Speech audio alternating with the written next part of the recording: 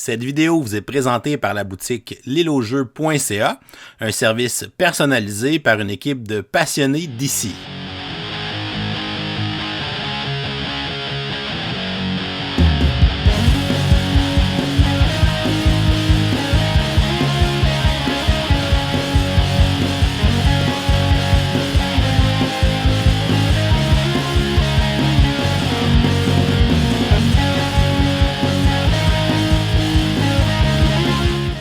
Bonjour chers amis joueurs, ici LP et je te présente aujourd'hui le jeu Vagrant Song. Vagrant Song, c'est un jeu coopératif qui peut aller jusqu'à 4 joueurs, 2 à 4 joueurs.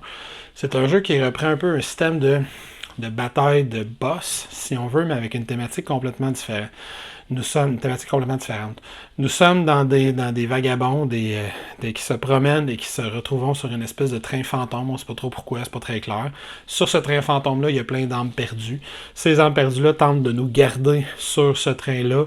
Nous, on tente de comprendre pourquoi on est là, puis on tente de progresser de wagon en wagon à travers le train pour aller voir qui pilote ce wagon-là, qu'est-ce qui se passe. Et comme nous sommes de bonnes personnes, au lieu de combattre des monstres cruels et tentaculaires, nous tentons de redonner de l'humanité aux différentes âmes perdues qui sont là. Fait que les combats de boss, ça va être des combats où on essaye de sauver des âmes perdues plutôt qu'essayer de tuer du monde. Le visuel est particulier du jeu aussi. C'est un jeu que j'attendais quand même avec une certaine attente. Donc, comme d'habitude, je t'explique comment on installe le jeu. Je te montre le plus clairement possible, je l'espère, comment on y joue. Et je reviens à la fin te dire ce que j'en pense. Donc, au niveau de la mise en place initiale, si on commence par placer un personnage, chaque personnage va venir avec sa propre fiche. On va donc avoir, chaque joueur va avoir en choisir un en début de partie. Chaque personnage vient également avec un petit standee en acrylique comme ça ici, qu'on va utiliser évidemment sur notre surface de jeu. On va commencer avec un maximum d'humanité, fait qu'on va prendre un petit jeton de cœur qu'on va aller placer au bout de notre piste. Chaque joueur commence avec une série de cartes compétences qui sont à son symbole. On voit par exemple que ce personnage-là correspond à ce symbole-là. Les cartes compétences doivent être attachées par le petit symbole noir qui est juste ici, qui complète le losange. Donc, on voit que cette carte-là doit aller de ce côté-ci du plateau. Alors que mon autre carte symbole, on voit que l'impression n'est pas idéale. Mais le symbole est de ce côté-ci, fait qu'il va aller de ce bord-ci du plateau. Éventuellement, au fur et à mesure où la campagne va avancer, on va développer des nouvelles cartes compétences qui n'ont pas d'icône de classe. C'est donc n'importe quel joueur qui va pouvoir les prendre. Et encore une fois, selon leur symbole, on va les placer d'un côté ou de l'autre de notre fiche. De la même façon, éventuellement, on va se découvrir de la junk, fait que des items spéciaux qui vont aller juste ici. Et là, on voit que le symbole d'attache il est sur le haut de la carte, pour indiquer que ça va en dessous de notre carte. Les joueurs vont également commencer avec des jetons d'action, des jetons A, B et C, d'un côté, et qui ont le symbole de ce personnage-là. Sur l'autre côté, ce sont les sous du joueur, qui servent également de points d'action. Pour la mise en place du scénario en tant que tel du plateau, mais c'est un jeu à scénario, il va falloir aller regarder le scénario où on est rendu. Le premier du jeu, c'est Shelter from the Storm, et ça va nous donner toutes les informations qu'on va avoir à placer. On va avoir donc une piste de break, potentiellement avec des événements à placer dessus. On voit que j'ai le jeton 0,7. On voit que le jeton break en tant que tel, il est sur le chiffre 3. Je vais avoir des obstacles à placer, des jetons événements qui sont les chiffres à placer sur le plateau de jeu, d'autres obstacles. L'ennemi est identifié par le cercle bleu. Les V, c'est les endroits où les personnages peuvent commencer. On va avoir d'autres obstacles. La piste de round, on voit ici qu'il y a un jeton d'événement qui est placé sur le 3e round. On me dit également que je vais avoir ma limite d'humanité. Fait qu'à 2 joueurs, l'humanité est chiffrée à 8. Concrètement, ça va ressembler donc à ceci. Fait qu'on voit que j'ai été placer les événements 0 et 7 sur les 2 premières cases de la piste de break. J'ai été placer le B sur le 3 tel que demandé dans le scénario. J'ai les événements qui ont été placés comme ça ici. De l'autre côté, même principe. J'ai ma piste de round qui a été placée un événement sur le 3. Les joueurs ont décidé de commencer comme ça ici. J'installe une partie à 2 joueurs. Comme j'installe une partie à 2 joueurs, mon humanité, je vais aller le placer sur le 8. Je vais placer le petit H, le petit jeton d'humanité sur le 8. Il y a un marqueur pour indiquer que le Haint, le nom du vilain, dis-je, commence sur le 0. Les autres jetons qu'on va avoir besoin pendant un scénario, on va avoir 3 petits jetons comme ça ici. On les voit pas très bien, fait qu'on va en prendre un de chaque. On va avoir 3 jetons de couleur, le blanc, le gris, le noir, qui vont avoir différents effets selon les scénarios. C'est à l'intérieur de ce scénario qu'on va me dire, par exemple, dans celui-là, il y a un effet qui peut me donner de shake, il y a un effet qui peut me donner spooked. Dans ce scénario-là, le shake, c'est le noir, spook, c'est le jeton blanc. Et pour la mise en place, les autres jetons qui vont nous rester, on va avoir le jeton de Special Priority Target Priority qu'on va garder pas loin. On va avoir évidemment une batterie de dés à brasser pas loin. Et on va avoir notre sac d'équipement à préparer. Dans ce sac-là, il y a différents jetons qu'on va aller placer. Un paquet de jetons qu'on va aller tout placer à l'intérieur. Il y a 5 types de jetons différents. Et c'est tout à fait possible dans la mise en place du scénario qu'on nous demande de placer des jetons d'événements également dans ce petit sac-là. Fait qu'on va tout simplement acheter ça là-dedans. On va avoir à piger dans ce sac-là très régulièrement. Le scénario qu'on va avoir choisi va également avoir certaines cartes rituelles qui lui sont associées. Généralement, c'est 3. Fait qu'on va les placer comme ça ici. Rituel 1, 2, 3. L'ordre n'a pas d'importance en autant que les 3 soient là. Cette case-là, je vous en parle pas. Vous découvrirez ce que c'est si vous jouez à ça. Et on va avoir une carte de séance que selon ce qu'on a décidé de faire dans le scénario précédent, elle sera activée ou non. Comme c'est le premier scénario de la partie, évidemment, la carte séance ne sera pas activée. C'est important au début de chaque scénario de bien lire s'il y a des règles spéciales, s'il y a des choses à faire particulières pour le setup. Chaque scénario va avoir sa propre mise en place. Mais quand on a fini notre mise en place, on va ensuite tourner ça pour avoir accès à ça. Je suggère fortement, si on est capable, si on a l'espace pour le faire, de garder le livre ouvert pour qu'on ait accès aux règles spéciales et qu'on ait accès à cette page-là juste à côté. Sur cette page-là, on va aller placer ce jeton-ci comme ça ici. On va toujours le placer sur ce côté-là. Ça va déterminer, on voit ici, il y a le même symbole, ça va déterminer le type d'action auquel l'ennemi va avoir accès pendant la partie. Et il y a certains effets de jeu qui peuvent faire tourner le jeton, ce qui va lui donner accès à toute une autre batterie d'actions pour ce scénario-là. D'autres scénarios peuvent fonctionner un petit peu différemment avec ce jeton-là. Mais dans tous les cas, sauf indication contraire, ce jeton-là va toujours commencer sur cette face-ci. Maintenant qu'on sait ça, quel est l'objectif du jeu de façon générale? L'objectif du jeu, c'est de redonner son humanité perdue à la figure contre laquelle on combat dans un scénario donné. Dans le premier scénario, on va combattre contre les Faceless, ces 3 personnages-là, qui sont sur le même socle. Pour ce faire, on doit augmenter la piste d'humanité de l'adversaire en lui redonnant son humanité. Fait que c'est le contraire de la plupart des jeux. Au lieu de faire des dégâts, on les guérit avec de l'humanité. Et à chaque fois qu'il atteint le chiffre qui a été fixé par le scénario, dans ce cas-ci c'est 8, ben, il va avoir ce qu'on appelle un break. On va ramener le compteur à 0. De l'autre côté du plateau, sur la piste de break, on va en enlever un, on va en baisser un.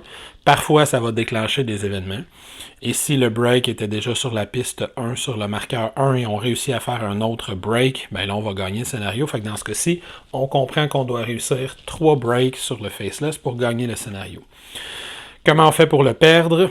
Ben, il peut y avoir des effets de scénario qui nous font perdre le scénario, mais de façon générale, si nous, on perd toute notre humanité, on va subir une blessure. Quand on subit une blessure, on va tourner l'une de nos cartes pour montrer que nous sommes blessés.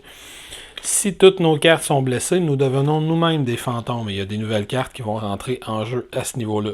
Si tous les joueurs sont fantômes en même temps, mais la partie est perdue.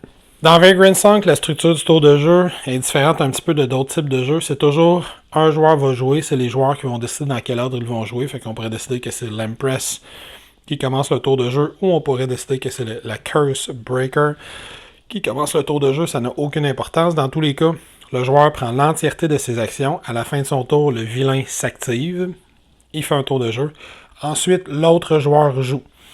Quand tous les joueurs ont, quand l'autre joueur joue, après ça, évidemment, le vilain s'active aussi. Donc, le vilain va s'activer une fois par joueur dans un round de jeu en tant que tel. Si on est 3 joueurs, joueur A joue, le vilain joue, joueur B joue, le vilain joue, joueur C joue, le vilain joue. Les joueurs peuvent jouer dans l'ordre qu'ils veulent, mais le vilain va toujours jouer tout de suite après.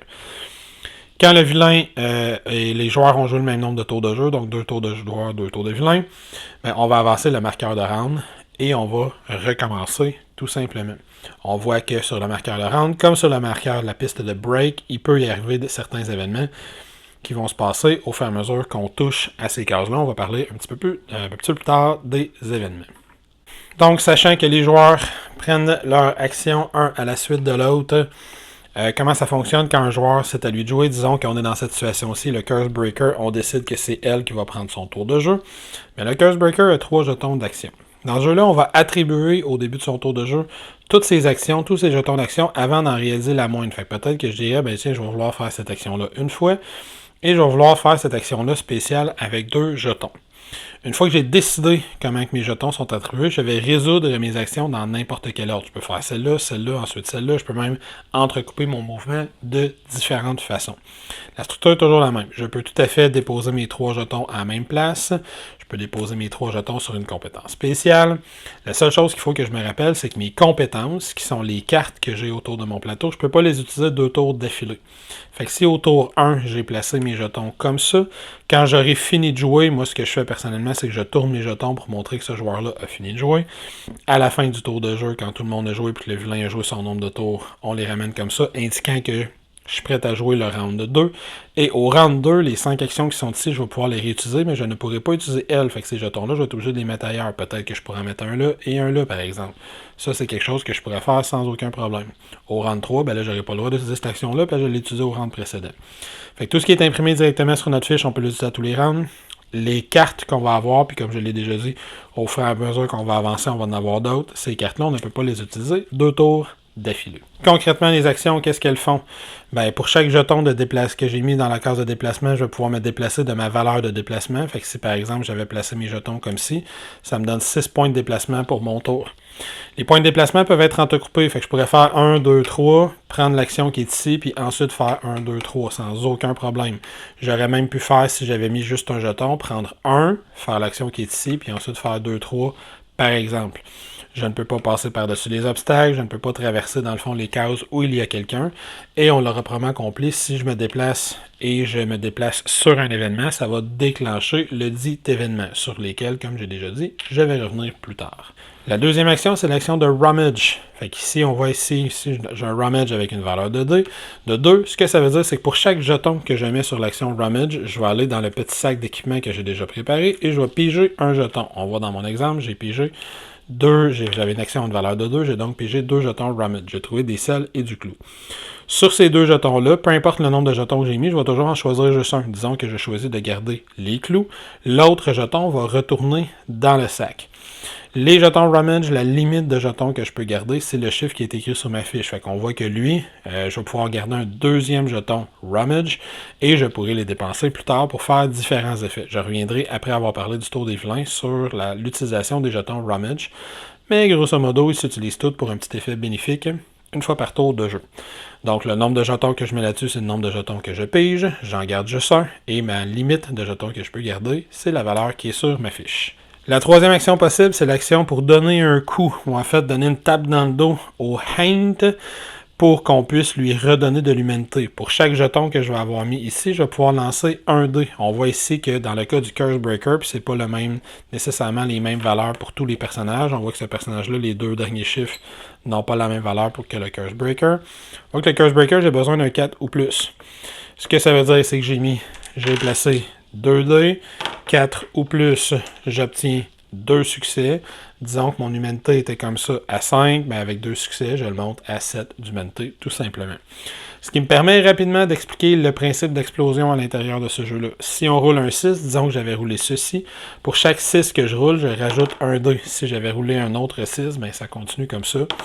Puis on peut cumuler des succès comme celui-ci. Fait que avec ce jeu-là, par exemple, j'aurais eu 3 succès, ce qui veut dire que j'ai réussi à faire un premier break. Mais je reviendrai sur qu'est-ce que ça fait quand il y a un break. Fait que l'action ici permet littéralement d'aller redonner de l'humanité à l'un des Haint. Voici le temps de parler des événements un petit peu plus parce qu'on arrive à la 4e action qui est l'action de recherche. Pour chaque jet que je mets ici, pour chaque jeton dirige que je mets là, je vais pouvoir faire une recherche. Je vais pouvoir lancer un dé. Ça, c'est que parfois, comme je l'ai déjà dit, si on va se déplacer sur des cases événements. Quand on va se déplacer sur une case événement, dans notre livret de scénario, quand on va à la page suivante, on va avoir toute notre série d'événements. La première fois qu'on y va, un autre joueur que nous va nous lire la première partie jusqu'au mot Investigate. Fait que si je termine mon déplacement sur l'événement 2, quelqu'un va analyser ça et je trouve quelque chose. On va me dire ensuite je dois faire l'action Investigate, fait que ma petite loupe que j'ai sur mon personnage. Et selon le nombre de succès que j'ai, je vais aller lire le paragraphe correspondant. Fait que si j'avais réussi un succès, parfois ça va en prendre 2 succès, ainsi de suite. Fait qu'il va y avoir différents événements qui vont se passer. Là, tu comprendras que je ne vais pas trop t'en dire, mais l'action Investigate, qui est cette action-ci, va me permettre d'interagir avec les jetons d'événements qui vont être sur le plateau. Finalement, on va avoir l'action pour se soigner. Fait que cette action-ci, pour chaque jeton que je mets là, je vais pouvoir lancer un dé. Et pour chaque succès que j'ai, je vais pouvoir me redonner un point d'humanité jusqu'à mon maximum. Le maximum n'est pas le même pour tous les joueurs. On voit que le Curse Breaker a présentement un maximum de 9. Et là, je ne pourrais pas passer toutes les autres actions possibles, parce que dans le fond, toutes les autres actions dépendent des cartes qu'on va avoir et vont tous avoir des effets différents. Par contre, ils vont tous tourner autour du fait de redonner de l'humanité à soi ou au Hand. Fait que l'anatomie d'une carte, de la façon qu'elle marche, c'est que le premier symbole indique qui je peux cibler avec cette carte-là. Si c'est écrit H, c'est les Hand, donc les monstres, les fantômes auxquels je dois redonner de l'humanité. Si c'est écrit V, ce sont les vagabonds, donc ce sont les joueurs. Fait qu'avec une carte comme celle-ci, je ne peux cibler que moi-même ou des alliés. Si c'est écrit A, ou ça veut dire any, donc n'importe quel joueur. Ou C, je pense que c'est écrit character, fait que n'importe quel personnage. La deuxième affaire, c'est la portée. Fait que là, ici, pour faire cette compétence-là, je peux attaquer le fantôme à une case ou deux de portée. La troisième case, c'est le nombre de dés que je vais lancer. La quatrième case, c'est la valeur que je dois obtenir sur chaque dé pour avoir des succès. L'effet va être décrit ici, et selon la carte qu'on va avoir, le nombre de jetons qu'on va placer dessus va changer l'un des effets. On voit que dans ce cas-ci ici, sur le nombre de dés, ça me dit le nombre de jetons que j'ai mis dessus. Fait que si moi j'ai placé mes trucs comme ça ici, mais ça indique que je vais lancer 2 dés quand je vais faire cette compétence-là. Si je le fais comme ça indique que je vais en lancer 3. Alors que par exemple, si je regarde mon autre compétence, j'ai une portée de 1, je vise les Hank, mais c'est toujours 2 dés. Lui, c'est le nombre de succès que je vais avoir. Ça va être 1 point de dégâts par jeton que j'ai mis dessus. Fait que si j'ai mis 3 jetons dessus, puis j'ai réussi à avoir 2 succès, on voit que c'est 5 et plus, c'est pas facile, je redonnerai 6 d'humanité au Hand. Et là, toutes les compétences vont avoir des effets différents. Fait que là, je ne veux pas trop spoiler, mais parfois, ça va être la difficulté du jet qui va être changée. Parfois, comme on l'a vu, c'est le nombre de dés qui va être changé. Parfois, ça peut être la portée qui est changée. Ça peut être ici, ça va être l'effet qui est changé, le nombre de jetons qu'on a mis, ainsi de suite. Fait que chaque compétence va fonctionner d'une façon un petit peu différente, mais le principe est toujours le même. Plus on met de jetons dessus, plus il y a un des effets de la compétence qui va être fort, mais plus on met de jetons sur une compétence, moins on fait de compétences. Parce que par exemple, je pourrais dire en faisant ceci, je me déplace de 3 et je fais cette compétence-là une fois. On a également compris que c'est pas toutes les compétences qui veulent dire qu'on fait la compétence plusieurs fois si on met plusieurs jetons. Si je mets 2 compétences en 2 jetons en déplacer, je vais me déplacer de 6 cases. Mais si je mets 3 jetons sur cette compétence-là, je vais faire la compétence une fois, elle va juste être plus forte. Quand un joueur a fini de jouer, on va activer le monstre, le fantôme qui est sur le plateau de jeu, dans ce cas-ci, les Faceless. Pour activer le fantôme, ce qu'on va faire, c'est qu'on va aller regarder présentement il est de quel côté. Moi, on se rappelle qu'en début de partie, les turn face sont sur le côté lost, fait qu'ils sont comme ça ici. Et il peut y avoir des règles spéciales par rapport à ce monstre-là. Mais l'idée, c'est qu'on va aller piger un jeton dans ce sac-ci. Ce jeton-là, on va aller le placer sur le bord du plateau, le Cycle Track dans le bas du plateau. Fait que, par exemple, je pige les clous. Je vais aller le placer, les clous, sur le Cycle Track, juste ici, comme ça. Et on va activer l'action qui est associée au clou. Avant d'activer l'action, on a une petite carte comme ça ici. C'est important de le faire dans l'ordre. En premier, le méchant, il va choisir qui est sa priorité. Et là, on va suivre l'action qui est ici, la liste de priorités qui est ici. Est-ce que quelqu'un a le jeton Special Target Priority? Si c'est le cas, c'est lui que le monstre vise. Sinon, est-ce que l'action cible quelqu'un en particulier? Par exemple, le Vagrant qui est le plus loin, le Vagrant qui est le plus proche, le Vagrant qui est le plus proche du Break Side, du Round Side, ainsi de suite. Si c'est pas le cas, il va aller viser s'il y a une chandelle sur le plateau. Chandelle, c'est un des jetons qu'on peut gagner. Comme ça ici, les joueurs peuvent en dépenser sur les plateaux. Fait que là, peut-être que le monstre va vouloir aller vers la chandelle, disons qu'elle est comme ça. S'il n'y a pas de chandelle sur plateau, il va aller viser le Vagrant qui a perdu le plus d'humanité, sinon le plus proche, sinon celui qui est le plus à l'ouest, sinon celui qui vient de jouer. Fait qu'il va commencer par cibler sa priorité. Dans mon cas présentement ici, il n'y a pas de target priority. L'action dit... L'action ne cible pas un Vagrant en particulier. Il n'y a rien qui décrit ça dans l'action. Donc, il va cibler la chandelle. C'est ça qui est en troisième. Dans ce cas-ci, qu'est-ce que ça fait? Ça me dit tout simplement « Move toward break side ». Break side, ça fait référence au round side, il est de ce côté-ci, et on a le break side de l'autre côté. Fait que donc, il n'y a pas d'attaque spéciale, il va juste se déplacer de 3 vers le break side. S'il termine son déplacement sur une chandelle, soit dit en passant, il l'enlève. Et son activation serait terminé. Mais là, il peut se passer un paquet de choses, selon le jeton qu'on va avoir placé. Grosso modo, dans l'ordre, il va choisir sa cible, il va se déplacer.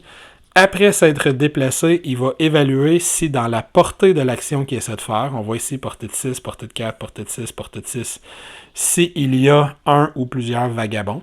S'il y a plusieurs vagabonds, il va réévaluer sa priorité en respectant le même ordre pour voir s'il s'en va vers le bon vagabond. Fait qu'il va cibler un vagabond en respectant cette priorité-là et il va activer son effet.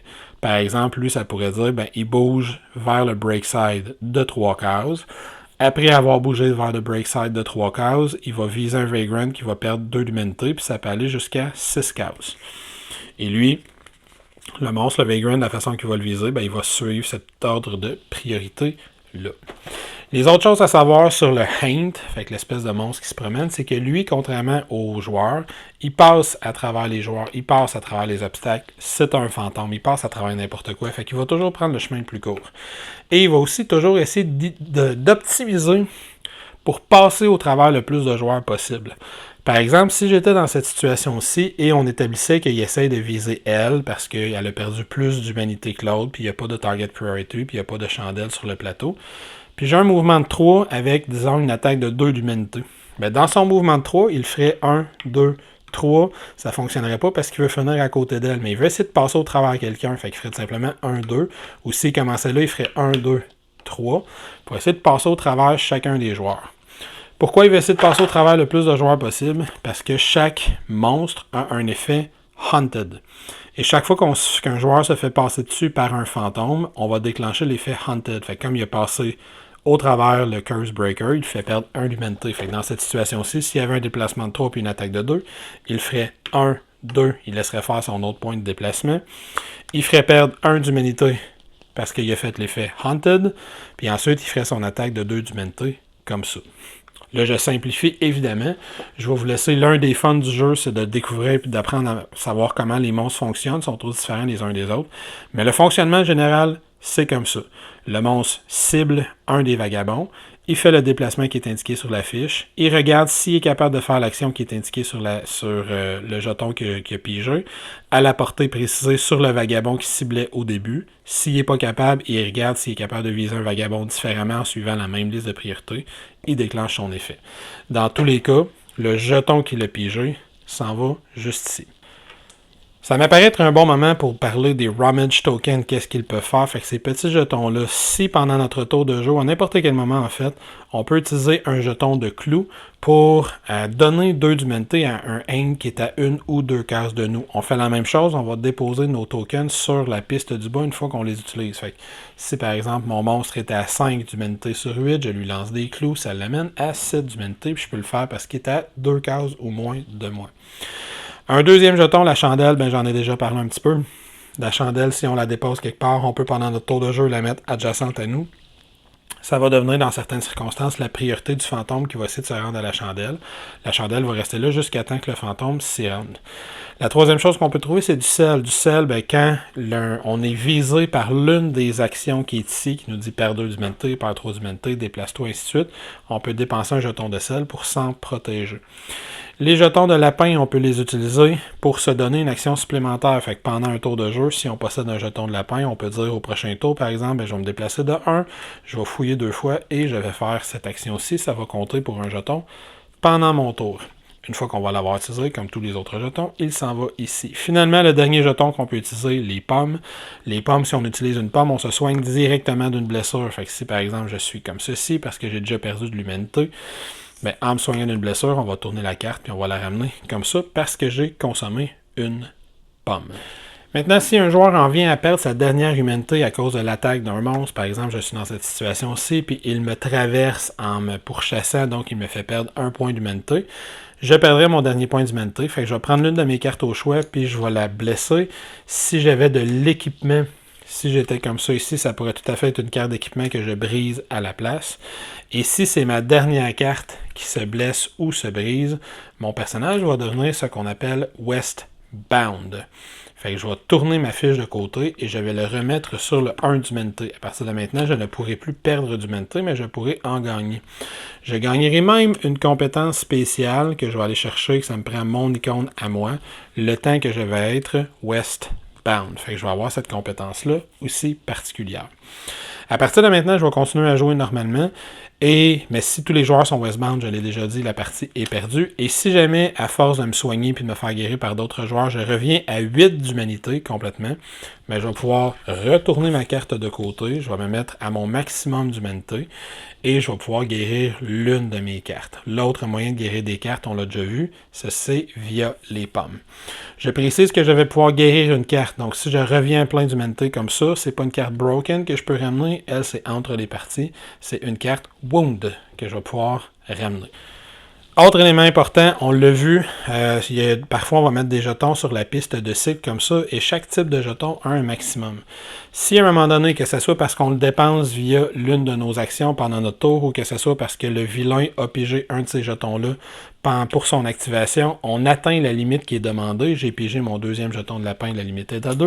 On va prendre tous les jetons, on va les lancer dans le sac, ils vont revenir dans le sac, et on va déclencher le Cycle Effect. Le Cycle Effect, il est spécifique à chaque scénario. Fait qu'on voit ici dans le premier scénario, There's no Cycle Effect for this mood. Fait qu'il va juste, c'est quand il va changer d'humeur, fait quand il va passer de le Lost à But Not Alone, qui va commencer à avoir un Cycle Effect. Au début, lui, il n'y en aura pas, mais chaque scénario peut avoir un Cycle Effect qui est différent selon le scénario et il se déclenche à chaque fois qu'on remplit l'un des 5 chiffres qui est dans la piste, qui est là. D'un autre côté, je l'ai déjà dit, si on fait progresser le jeton sur la valeur qui a été déterminée en début de partie, si ma valeur était à 16 puis j'amène l'humanité du Haint à 16, on va faire un break. Un break, je l'ai déjà dit, c'est super simple. On avance, on réduit plutôt notre piste de break de 1. Si ça déclenche un événement, on s'en va lire qu'est-ce qui se passe avec cet événement-là dans notre chapitre de scénario. Fait qu'ici, j'irai lire l'événement 7, il y aurait potentiellement un jet à faire et autre chose. Et il peut y avoir également un break effect, soit qui est décrit dans les règles spéciales. On voit ici, il y a un effet quand il se passe avec un break. Ou il peut avoir un effet ici, if the Haint is adjacent to the break side of the edge at the end of the turn, il peut avoir des effets spéciaux. Puis s'il y a un break particulier qui se passe, là, chaque scénario, ça va être différent. Il va y avoir quelque chose qui va se passer. Il peut devenir plus fort, il peut y avoir d'autres monstres qui apparaissent, il peut se sauver, il peut disparaître, réapparaître, etc. Fait qu'on continue comme ça jusqu'à temps qu'on gagne ou on perde. On perde, dis-je, il va y avoir des conditions de victoire de défaite ici.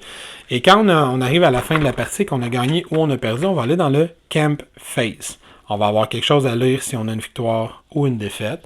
Le scénario va toujours progresser, on n'est jamais bloqué.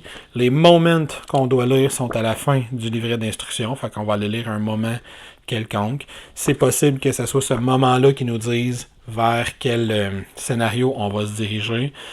Et ensuite, on va tout simplement suivre ces étapes-là. Dans la première étape, on va revenir à son maximum d'humanité. Pas de blessure, mais d'humanité. On va clean up, fait qu'on va enlever tous les jetons pour ce scénario-là. Et ensuite, on va dépenser nos coins. On va dépenser nos jetons d'argent. Nos jetons d'argent, on va en avoir, dans le fond, c'est nos jetons d'action. Fait qu'on va commencer. Si, par exemple, je fais un beau clean-up bien organisé, comme ça, j'aurais donc 3 jetons par joueur. Fait que ça me ferait 6 jetons à dépenser. Et là, il y a une façon d'aller en chercher davantage dans notre scénario. La façon d'aller en chercher davantage, ce sont les cartes de rituels. Chaque scénario va proposer 3 rituels. Ils vont demander de faire quelque chose de spécifique dans la partie. Et si on réussit à le faire, on va le tourner. Il va se passer quelque chose. Et de façon générale, on va nous dire « Gain 1 coin to use during the camp phase ». Fait que chaque rituel, pas nécessairement chaque rituel, mais la plupart des rituels qu'on réussit peuvent devenir de l'argent qu'on va aller dépenser pendant le camp phase. Donc, qu'est-ce que je peux faire avec cet argent-là? Je peux guérir une blessure, ça coûte 1 sou, fait que je pourrais guérir cette blessure-là et dépenser le rituel qu'on avait réussi.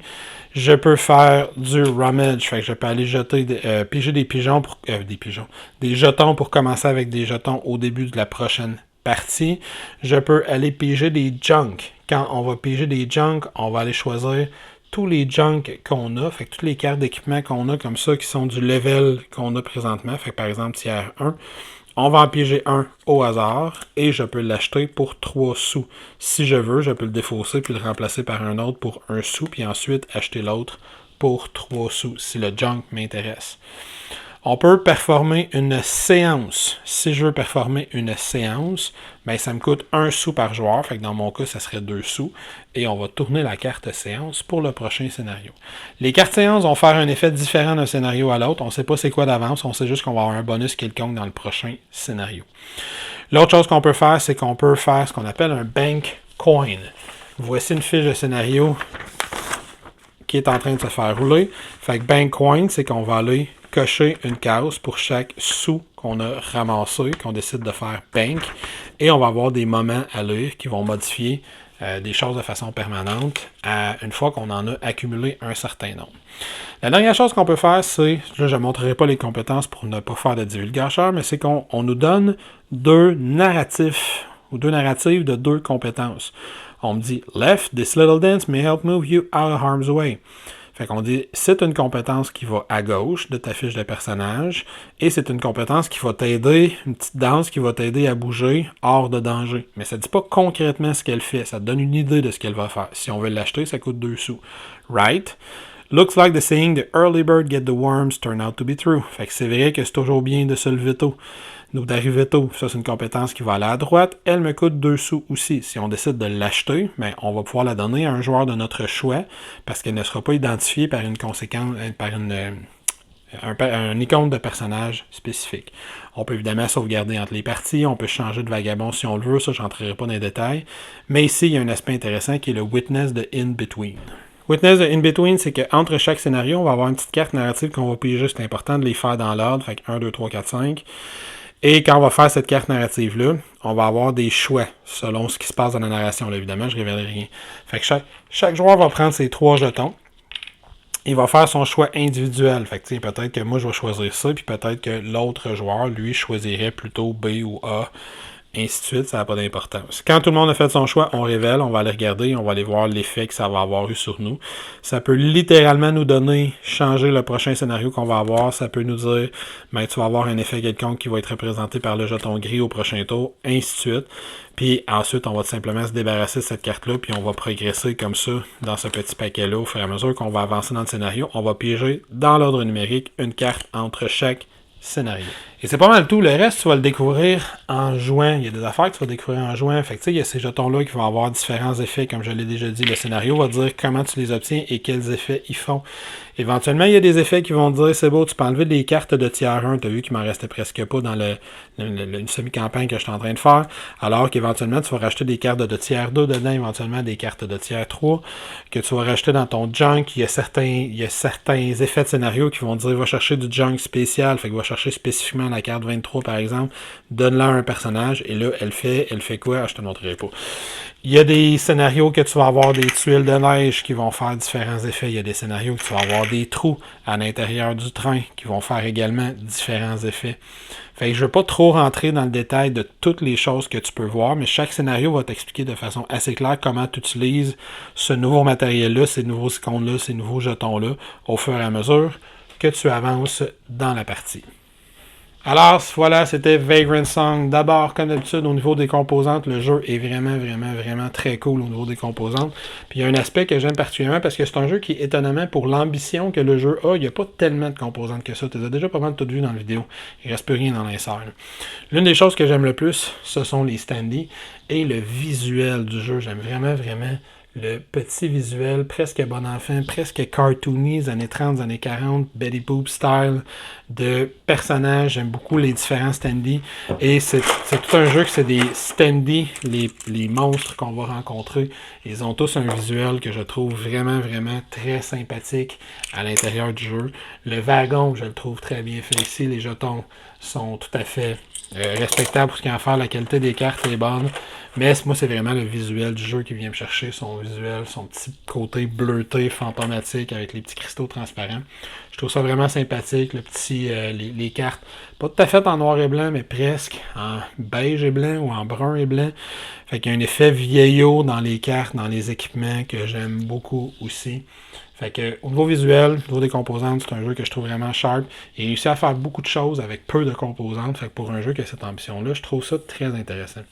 Au niveau des règles, c'est un jeu qui frappe presque toutes les bonnes cloches pour moi.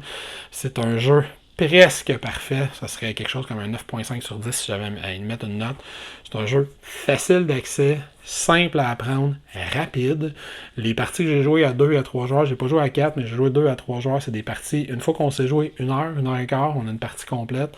On est en mi-campagne au moment où j'enregistre, fait qu'on est quand même assez loin dans l'aventure. Puis une fois qu'on est habitué, ça roule super vite. Je joue, je fais généralement 1 ou 2 actions, parce que généralement, je vais vouloir améliorer une action en mettant 2 jetons dessus.